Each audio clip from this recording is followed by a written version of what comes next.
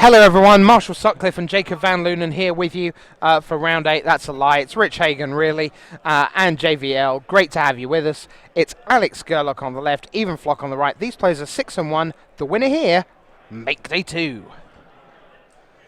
And we're away with a land apiece. And as you see, Alex Gerlach, his deck plays a lot of burn. We're looking at Searing Spears and Burrow's Charms and Pillar of Flames. He can close a game out of nowhere, even though he kind of looks like a blue-white control deck when you're playing against him in a lot of ways. Yeah, Gerlach just decides to cycle his Azorius Charm. What are you? Oh, really? And it's just going to go straight to Burma, a bit like we saw Joel Larson in the top 8 last week. Boros Charm to the face, 4 to you, what you doing? What I'm doing's Huntmaster of the Fells, says Even Flock.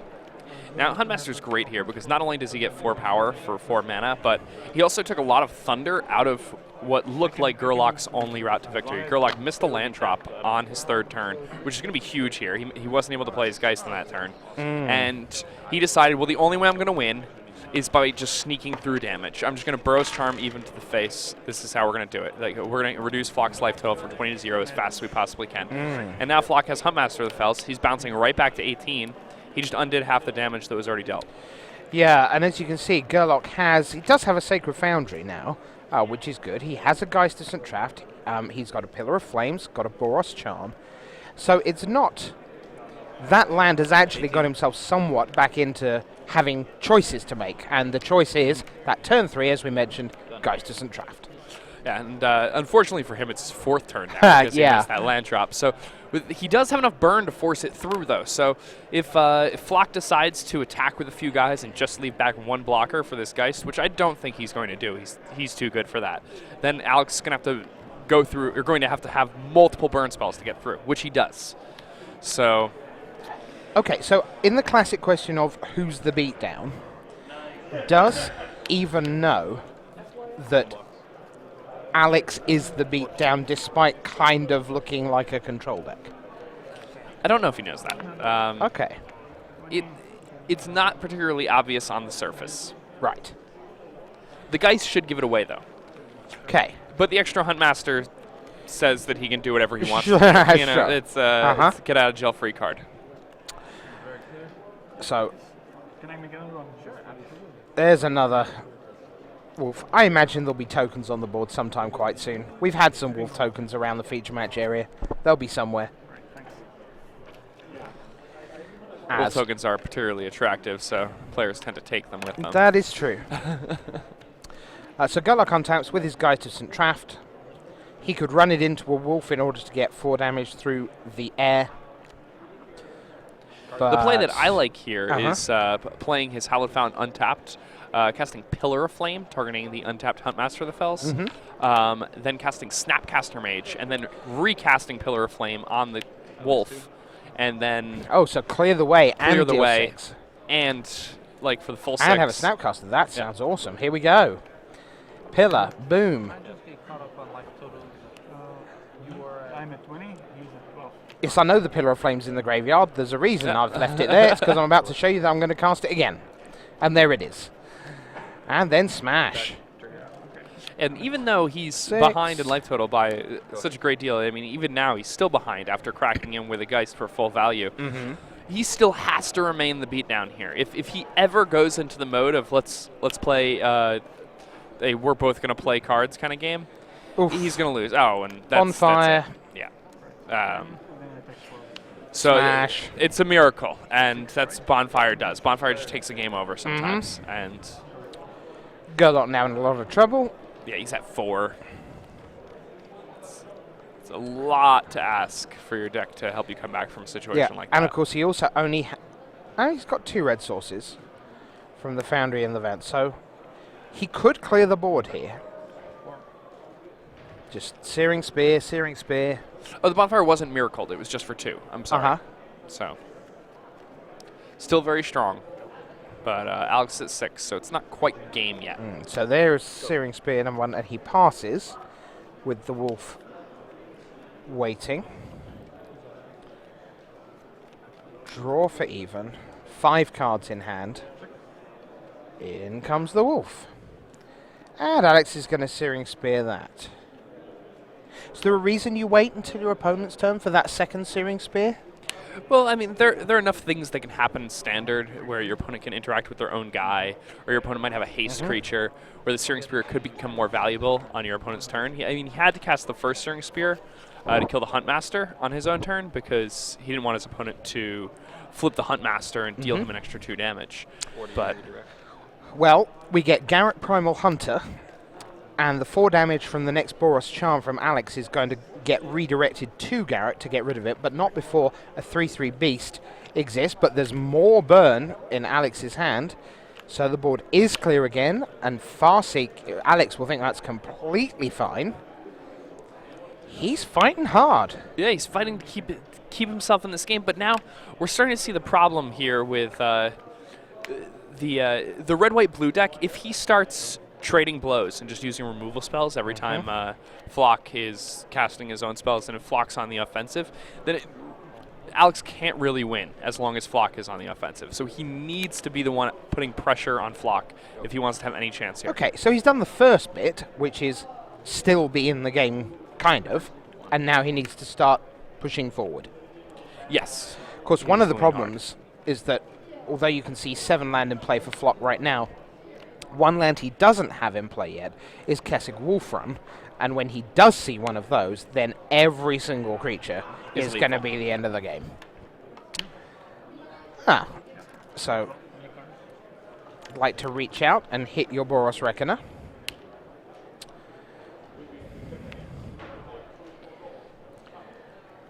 And now I'd like to deal 1 more damage to Boros Reckoner and put a counter on my Olivia. Nice. Alex back in trouble again. So he says I'd like to gain 4, restock my hand, 4 cards.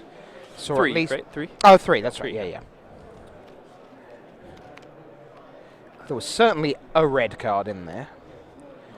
In comes Olivia.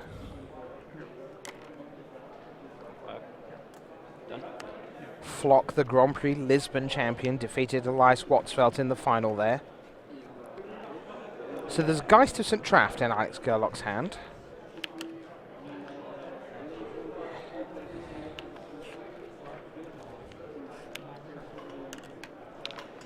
And there it Is is. he 1 mana short of actually killing his opponent? I believe he is. That's unbelievable.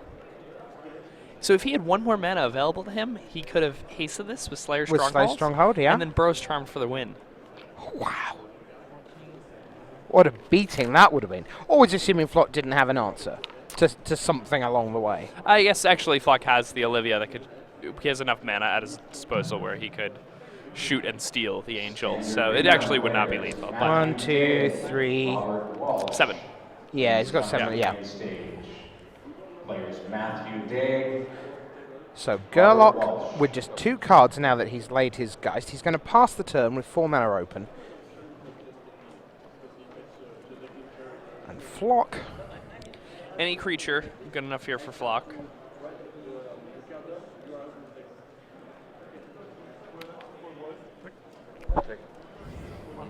Ooh, no. I'm just going to put him at 1. Pass. Last chance saloon for Alex. He's got a Boros Reckoner, a Restoration Angel, and a Pillar, Pillar of I Flame? think. That's what This it is looks 3 like. cards.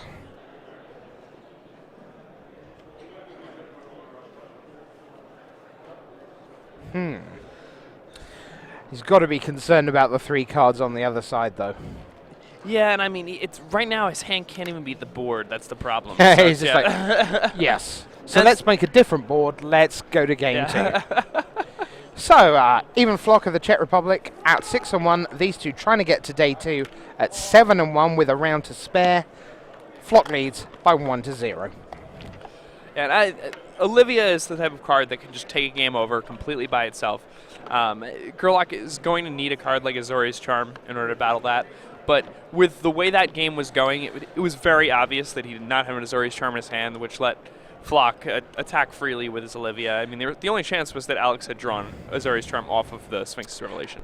I find Azorius Charm a pretty interesting card in a lot of ways. One of the things that came out, one of the question marks for me from last weekend, was you saw a lot of players using the Azorius Charm to cycle, so they just cast it and drew a card. And when they did so for good reason, which was usually related to, I've only got 2 land, I haven't drawn into what I need, or I'm in a panic crisis situation and the other modes don't help me. But one thing you certainly did see quite a lot last weekend, on camera and off, was players who, with Azorius Charms in their graveyard early in a game, really could have had done with an Azorius Charm later in that same game. So, quite interested in that one. But we see Tomek Pedrakovsky, Willie Adel. Yeah, they're kind of in pretty advanced stage. Here, as you see a supreme verdict from Tomek Pedrakovsky for 4 mana, completely wiped the board. There was a Thundermaw Hellkite in play for Willie Adel amongst 3 others. And now a Ghost Council on Tomek's side. Yep, Obsidian, the full Monty Ghost Council from Pedrakovsky. He is into discard mode. Adel now, having just seen 4 creatures go away. Wow, Thundermaw Hellkite again. So, presumably, Pedrakovsky looks at that. His full grip of 7. And he's going to say no. It's going to be a Syncopate. It is. Adel now down to 2 cards. I do believe that is a Cremate. Yeah. Old style Cremate. Yeah, that's a go. Odyssey? Yeah, I'll run with you on that. Yeah. Cremate? Odyssey?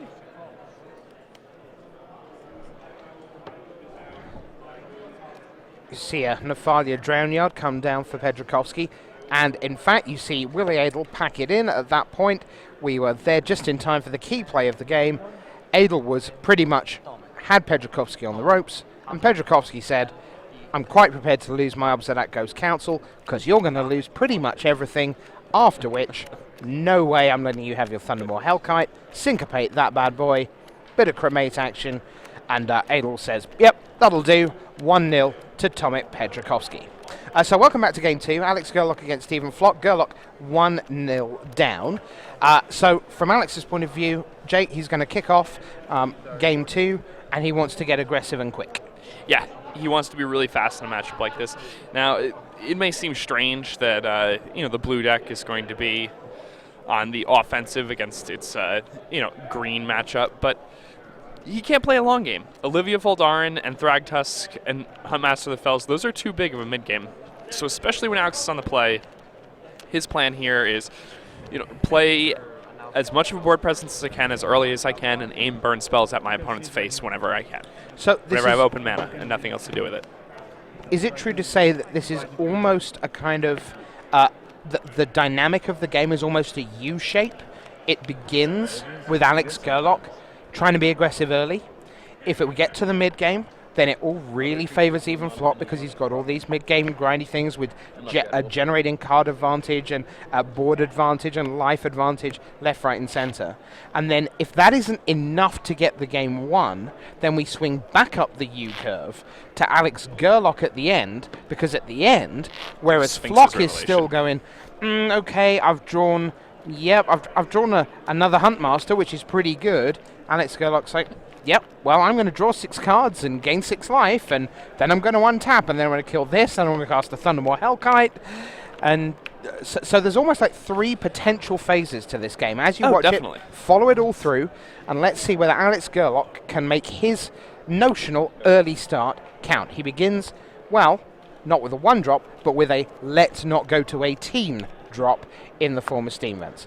On the other side, Even Flock says, I will go to 18 in order to see what's coming my way.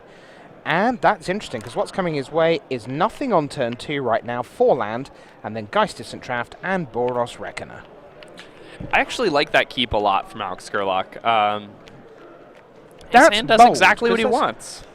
I mean, those are The turn really 3 2 cards we said at the start of the match. Yeah, like Reckoner is probably not only it's Reckoner is definitely his best turn 4 play, and when he's on the play, I think Geist is his best turn 3 play. And his turn So 2 has radically improved, not just because he's been able to lay a land again tapped, so he's staying at 20, but the fact that he's drawn into Boros Charm means he has a little more action to go with what was a 5-land 2-spell opening hand. the Boros Charm is going to be really big here. I mean, it can save his Geist when it attacks. It's going to be interesting to see which he plays here, the Geist or the Reckoner. I think he's going to go with the Geist. I mean, the board is empty. If he doesn't play the Geist here, then I'm not sure why the Geist is in his deck at post board. And because of the Boros Charm, he gets 2 hits with it, essentially, doesn't he? Yes, Because at least. even make something, he goes in, block, give it indestructible, go again the following turn. That's 8 points of angel damage at the very least, even if it isn't killing off whatever's on Flock's side of the board. So let's see what Flock does run out. Ah, interesting. Vampire Nighthawk. That's definitely a good one. Mm-hmm. And again, that does change things. So right now, rather than Boros Charm, what Alex would have liked would be a Searing Spear. Oh, certainly. I mean, now I think he just plays Reckoner, plays tap land, and passes the turn back. Uh-huh. There's really no profitable attack here.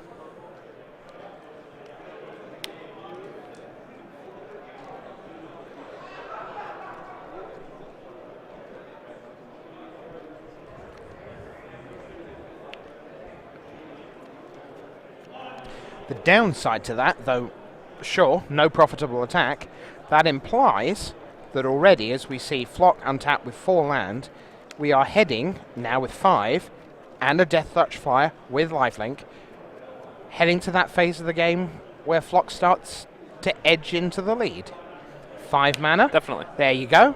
Thragtusk, good board presence. I feel I can attack for 2. I'm going to gain 2. You can still have your guys sitting over there.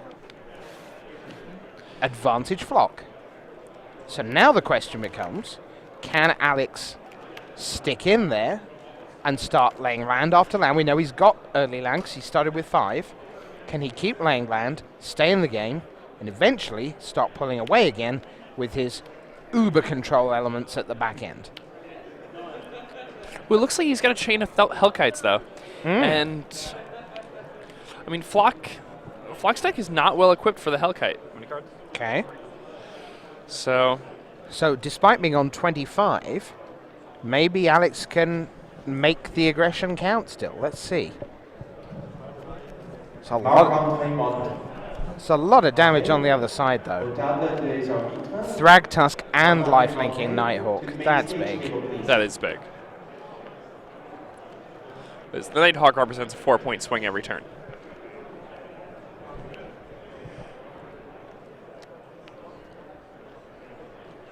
It also makes the math of this a lot more difficult for Alex. Like, Alex needs to figure out the number of turns it's going to take to get Flock dead, but he also has to take into account the amount of life that Flock is going to be gaining with each Nighthawk. With each Nighthawk attack, rather. So, in we go. Hellkite and Reckoner. And this is where Flock is vulnerable because he is completely tapped down because of the Thragtusk. Yeah, Thundermaw Hellkite, just such a big, big guy. So scary. Yep. And You want to erase this Thundermaw Hellkite? Obsidat. And we know there's one on the way next turn possibly as well.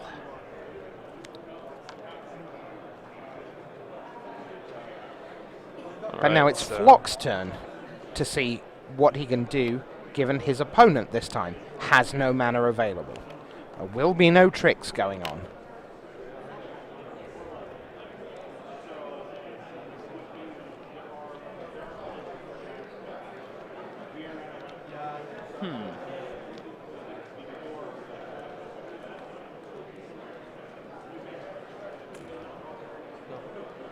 I mean, Flock will always be in this game as long as he's hitting land drops. That's something that's really important to remember in a matchup like this. Mm-hmm. But, I mean, once he stops doing that, the game gets harder for him. I mean, it's very interesting in that Alex needs to be staying aggressive, and Ivan needs to hit all of his land drops. Those are the two most important things for each of them. Sure. So Flock is going to just send both his team. Now another Thragtusk here would be good for him. Boom! There you go. So 5 life points back. And again, Flock is going to be back over his starting allotted 20. It'll be 22 to 11, something like that. Oh, and more because of the 24. Nighthawk. So The Nighthawk does lifeline. there we go. 24, 11. And now, arguably, that second Thundermaw becomes worse in Gerlock's hand because he's not going to have Flock close to death, even with another one coming down.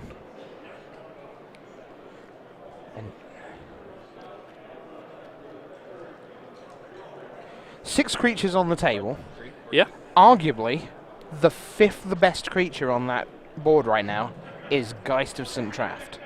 What's that about, Jake Crazy Van world Wouwen? we're living in. What is that about? Arguably the 6th best creature Arguably. is Geist of St. Traft right now. Yeah. I think Nighthawk has more value than Geist in this particular game. Okay. Geist, you suck. It's official. Yeah, Geist of St. Traft, just not a powerful enough card. But- Wizards step it up a bit. But look, Joe Larson played it in his sideboard. He brought it in for certain matchups. He didn't have it main. And when you see board states like this, you start to see why. Yep. There was never a window for Alex Gerlock to turn Geist sideways profitably until now, when he's going to offer up because we know he has Boros Charm backup.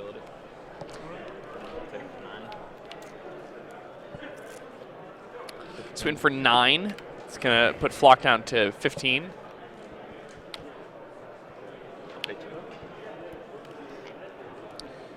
And now, by laying that extra land, he has 4 mana available, which means he can Snapcaster back into that Boros Charm. Yeah, Snapcaster Mage combos very nicely with Burrow's Charm. In a lot of games, you just see people win out of nowhere. They have 6 mana, and they go Burrow's Charm, Snapcaster, Flashback, Burrow's Charm. That's 8 damage. It's a pretty scary thing.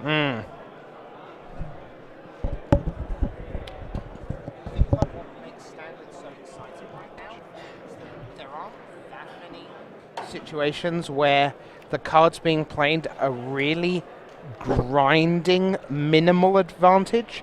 It's not like playing a Karoo in your first Ravnica, where you were gaining this sort of like fraction of a card that players had worked out the precise value It was of. a whole card. This is It was a sure, whole well, card. okay, but this is here's my enormous guy. I gain a bunch of life. You're gonna have to deal with its replacement. Yeah, the impact of cards these days is absurd. Here's my hexproof guy that brings angels with it. Here's my 5/5 fly haste guy that taps all your flyers. It's just it's every great turn you to watch, watch. somebody's like, Ancestral Recall. The other guy's like, Ancestral Recall. Ancestral Recall. It's great. They're just haymakers all over the place. Yeah. And it makes for good games because when everybody's got haymakers, just crazy stuff is happening all the time.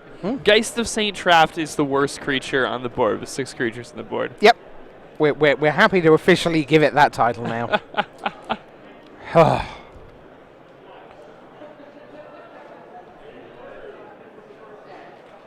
And I think that's why Magic will never die. Because that Geist of St. Traft, that one right there, maybe has been played in dozens of tournaments over the years. And it's been stellar, amazing, very good, slightly underperforming, and the 6th best creature on the board. Yep. And it's been the exact same Geist of St. Traft the whole time, and yet it's been different every time. Very And true. I mean, in a that's what makes vacuum, it's Magic. busted. It's one of the most powerful things. Yep. Like, it's absurd. It's a 6-power blue-white creature that can't be the target of spells Yeah. or abilities in a vacuum. But, 4/4 Angel for free now? yeah. Really? And so, But in this time and in this place, it's pretty underwhelming. great news if you're 12 As long as you keep your health, you've got 60 years of magic in front of you. I envy you. Yeah, says old man Jake Van Lunen in his Oh, yeah. mid-20s. Late. Late 20s. Okay.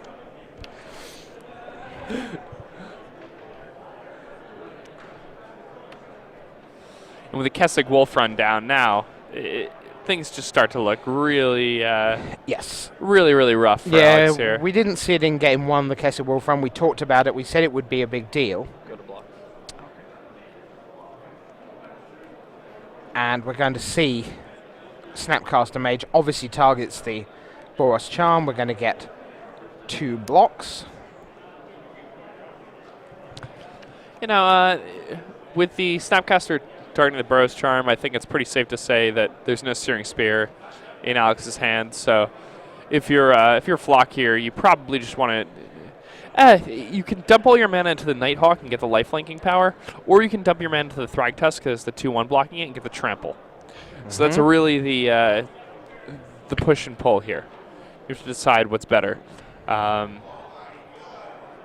he kill his opponent? So 7. I'm going to say he's pretty close, isn't he? But yeah, not. I think he's there. 7 plus 4. So let's see.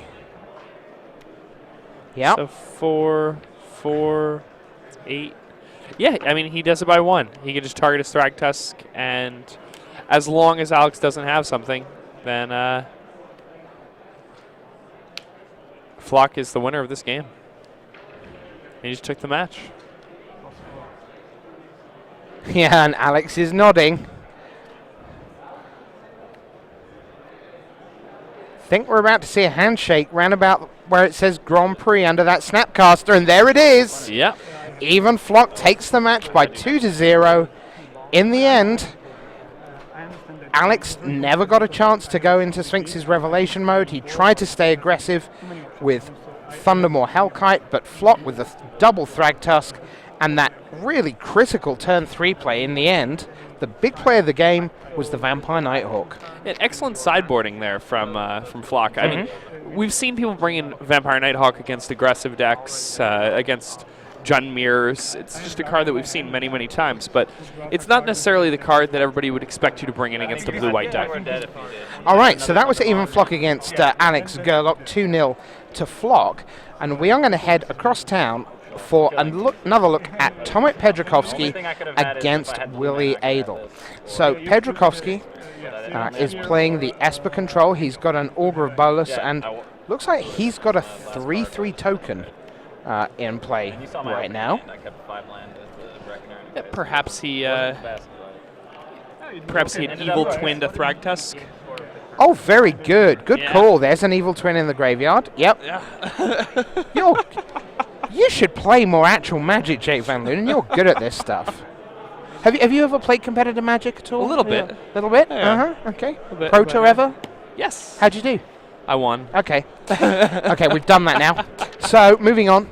Pedrakovsky with Esper up against Adel, and you can see Domri Raid, new Planeswalker out of Gatecrash, 7 loyalty counters on there, and that's not far from Domri being able to give Adel's creatures the ability of Hexproof, Trample, Flying, Double Strike, Lifelink, Make the Tea, Tax Return for the year. They do pretty much everything once it goes Ultimate. Walk the dog. Take out the garbage. They certainly do all that for you, whilst remaining vigilant, obviously. Oh, yes. Yeah. And what's the point of having a Flint Hoof Boar if he's not going to do those things? Well, quite, because those things get through a lot of food. Very complicated for me, and I really didn't want to do something stupid, especially with the camera.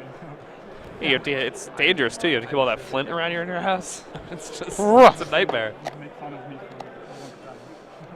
All right. Well, I mean, Domri Rade is Raid. Raid? Yeah, don't do that. All right. If I didn't Are we take that sure? shock, Yes.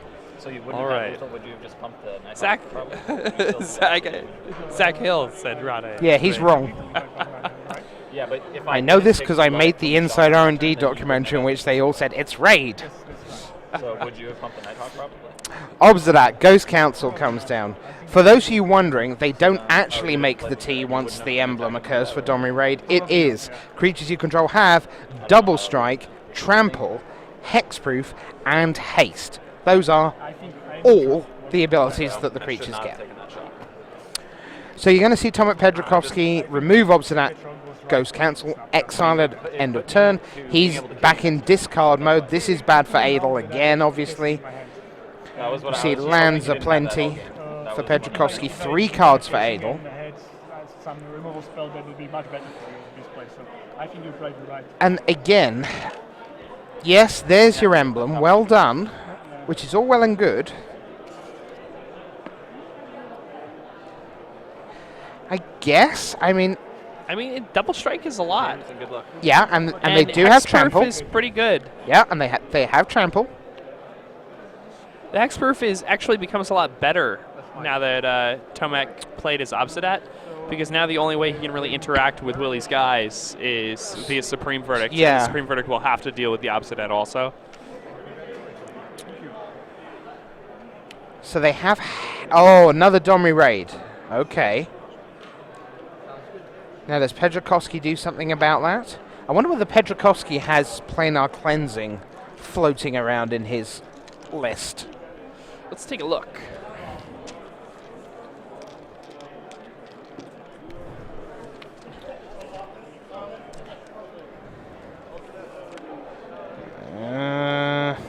Doesn't look like it. No. Okay, so he's decided to let that one resolve, and now Adel is going to come in with his double striking, trampling, hexproof, hasty man. It's a lot of words. The team. The team, as they're in there. So much damage. Double Strike is... Ugh. So Tomek is at 20, but actually at very little, very soon. It looks like he has a Restoration Angel, Yep. which is going to be very good here. And so that enables the Augur of Bolas to bounce. It went away. That's why he's looking at the top 3. He will find an Azorius Charm. The other 2 will go to the bottom. Azorius Charm goes into hand. And now we're into block mode.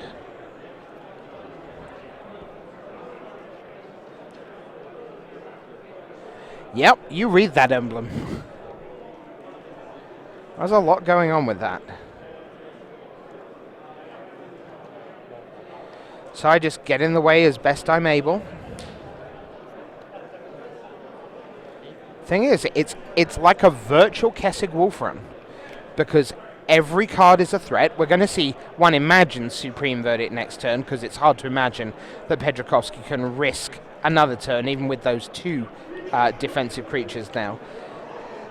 But then Adel, with 2 cards in hand, and then a 3rd off the top, any creature, haste, double strike, trample. Ugh. Domri Raid, quite good. Very good.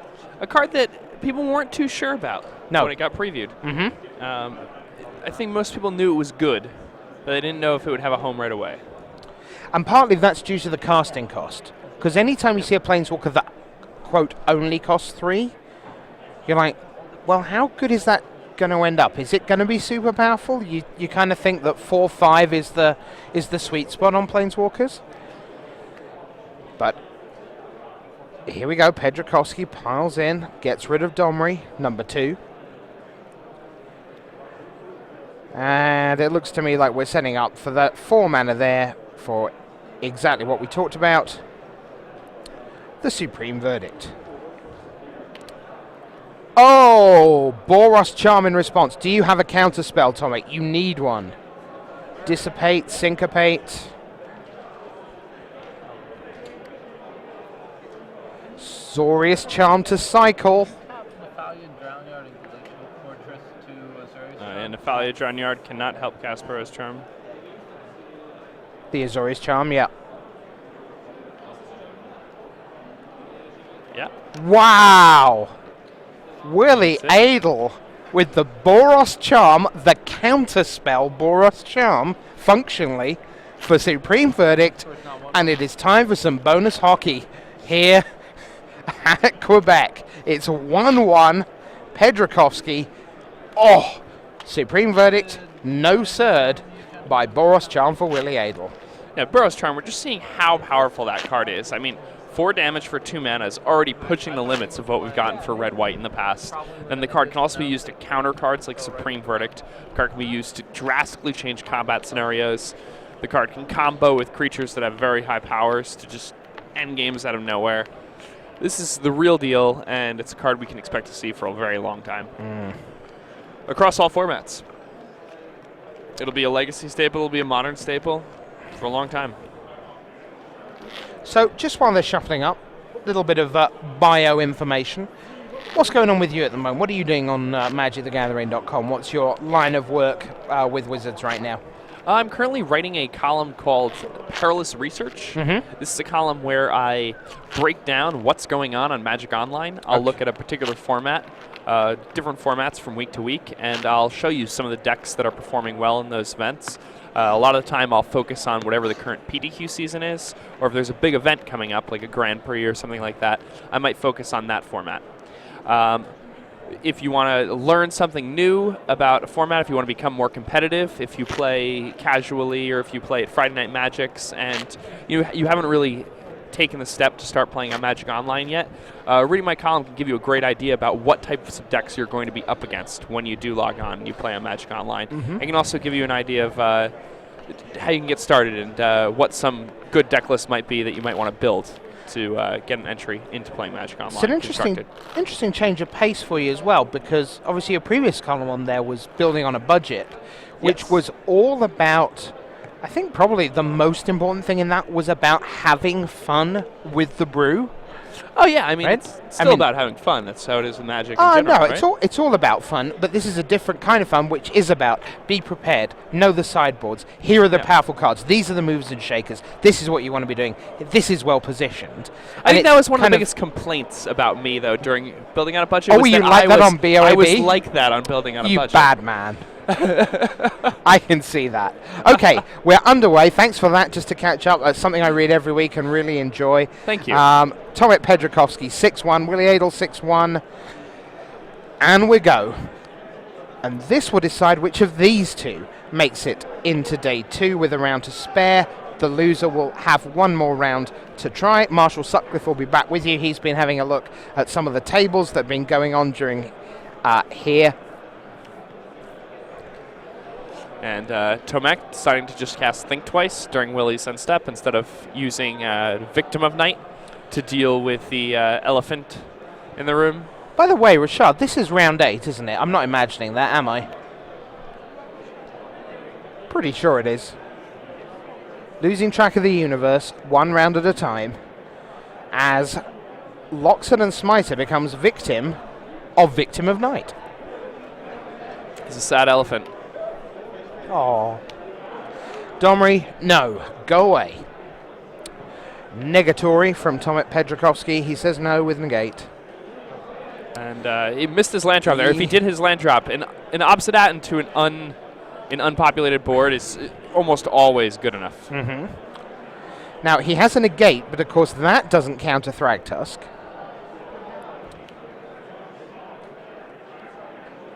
5 cards in hand for Pedrakowski. And it looks to me like he's trying to work out whether is he like, so you're going to flashback Think Twice, sure. Draws into an Azorius Charm. Now draws Sphinx's Revelation, but still doesn't have land number 5, and that really makes Sphinx's Revelation less and less exciting. It's another turn here where Tomek's not going to have an opportunity to play that Obsidat, and he just really wanted to hit that as fast as possible. So Think Twice, hooray, there's a land.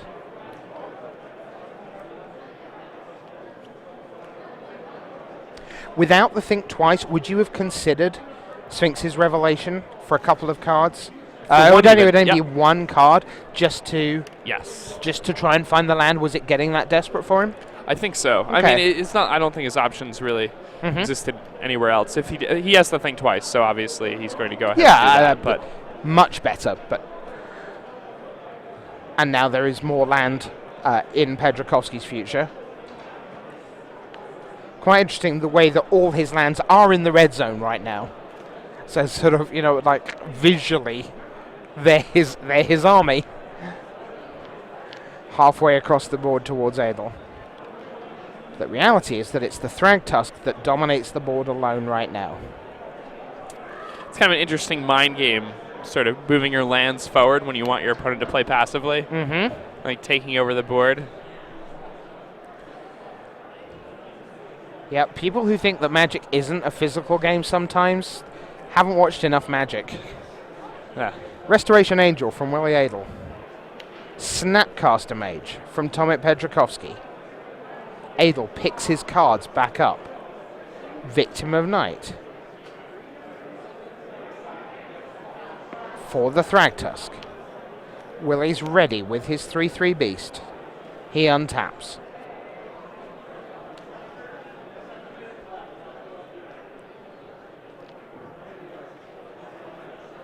Six cards for Pedrakovsky, 2 mana available across his Esper colours.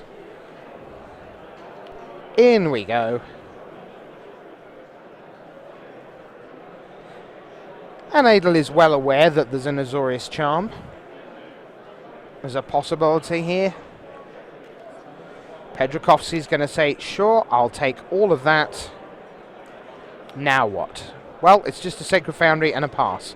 And as we've seen in all 3 games that we've seen glimpses of, or most of, Adel down as 2 cards, Pedrakovsky with lots, but that's not where the race is really happening.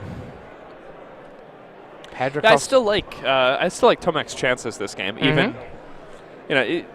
even though his life total is dwindling, he's kind of on the ropes. He's playing this game safely.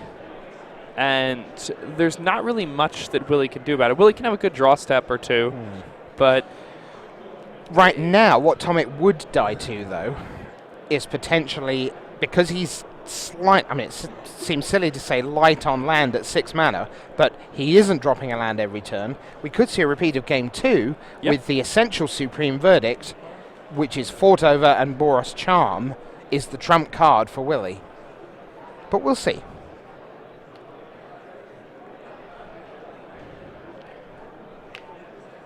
Flint Hoof Boar. Yep, thumbs up from Pedrakovsky. And in we go to the red zone. Restoration Angel.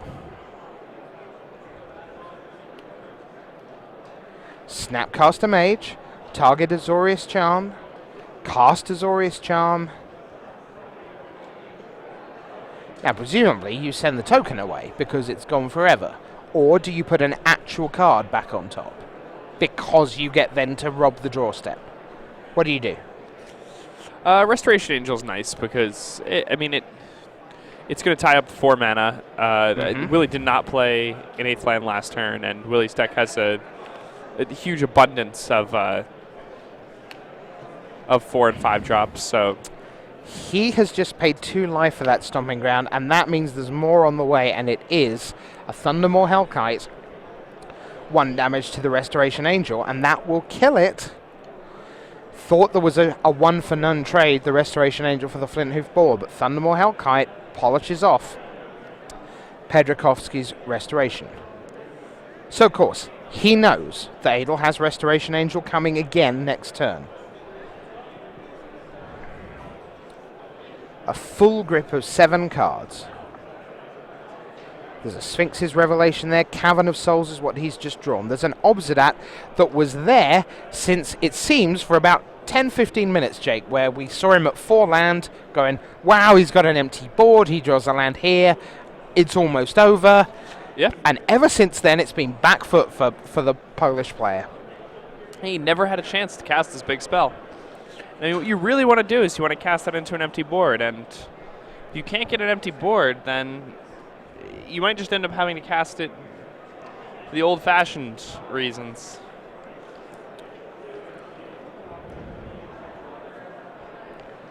Augur Bolas, he's contemplating. That looks like the first play of the turn. Here it comes. Let's take a look at those top three. Swing and a miss. Spring training games underway. Augur Bolas misses quite a bit. It does, it's true. I find that under the camera, I feel like it misses more. Yeah. But can it hit a curve? Oh, yes, it can. Yeah, it's a really good card. So, Evil Twin for Pedrakowski. And he just has 1 mana up now as Adel draws, as we know he must, Restoration Angel.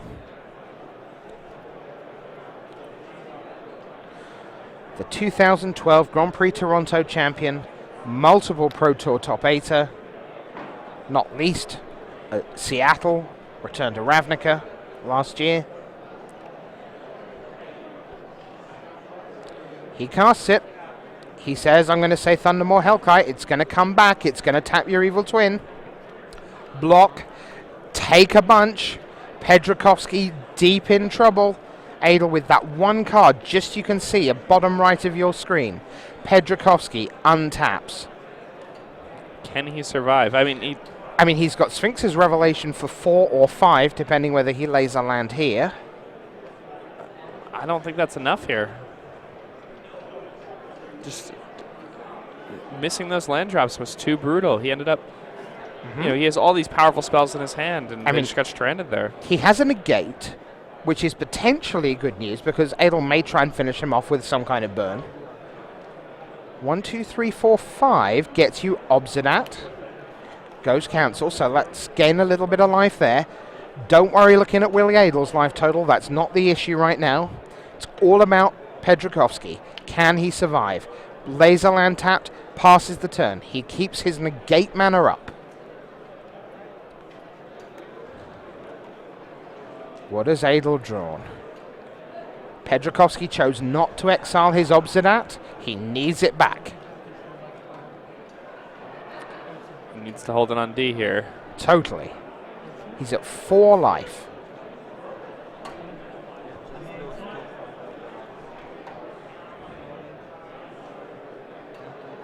Actually, I was at 23 range I think 2 in 5 Really trying to figure if he can close it this turn. If he doesn't, it's pretty rough. 21 right now. Yeah, I just missed that.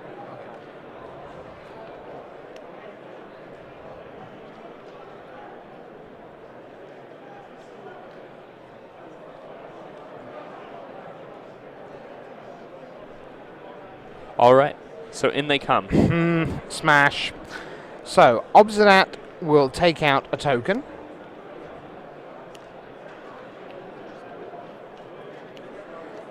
And the board is somewhat clearer on Adel's side. Mizzium Mortars 4 to everything you don't control. So it is a completely wiped board. And now Pedrakowski finally has a Sphinx's Revelation that might do something. Might be back-breaking. Grand Prix players, this is time. I think it might just take over the game. Yep. Here we go. Once again, this is time in round I 8. want 5 cards and 5 life. C'est la fin I'm at de la 9. semaine. Le joueur actif termine son tour. Vous avez 5 tours supplémentaires à vous partager. Lay a land, 7 cards in hand, pass the turn. This is Adel's last shot, realistically. N'hésitez pas à les Because if consulter. Pedrakowski untaps again with 7 After cards, this round, we will be Wow. posting standings before round 9. So please do So not we're into hesitate to extra take a look turns at that. Thank you. in the room. That doesn't mean we're at extra turns here. Again, a reminder, the feature match is just Passing slightly again. behind. Yep. Oh, they are. So here we are. This is turn 2. Wow. So Pedrakowski is just holding on for a draw. Ha! Okay. Willie Adel, can you kill him in 2 turns? No, you can't. One imagines that's fine from Pedrakowski. Don't believe he's at 4 life. We have him at 9 because of the Sphinx's Revelation. Yeah, he is now with another Sphinx Revelation. He's Yeah. way out of range. Yep. And suddenly, from the grips of death, at just 2, There we go. It's a draw.